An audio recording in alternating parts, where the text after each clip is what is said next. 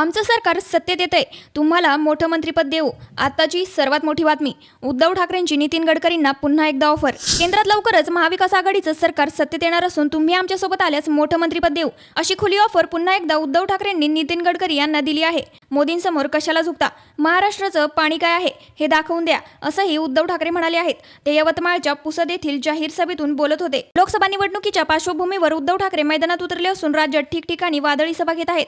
भाजपला महाराष्ट्रातून हद्दपार करून महाविकास आघाडीच्या उमेदवारांना निवडून आणा, असं आवाहन देखील उद्धव ठाकरेंनी यावेळी केलं आहे. पुसद येथील जाहीर सभेत शिवसैनिकांना संबोधित करताना उद्धव ठाकरे म्हणाले, नितीन गडकरी हे तत्कालीन युती सरकारमधील धाडसी मंत्री होते. त्यांचा वेगळाच रुबाब होता. गडकरींनी मुंबई पुणे द्रुतगती महामार्गाचं काम विक्रमी वेळेत करून हिंदू हृदय सम्राट बाळासाहेब ठाकरे यांचं स्वप्न पूर्ण केलं आहे.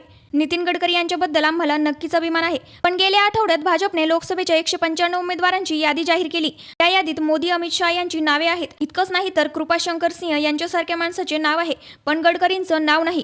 भाजप त्यांना उमेदवारी देणार की नाही याबाबत मला कल्पना नाही. नितीन गडकरी महाविकास आघाडीसोबत आल्यास आम्ही त्यांना उमेदवारी देऊन निवडून आणू, असं उद्धव ठाकरे यांनी म्हटलं आहे.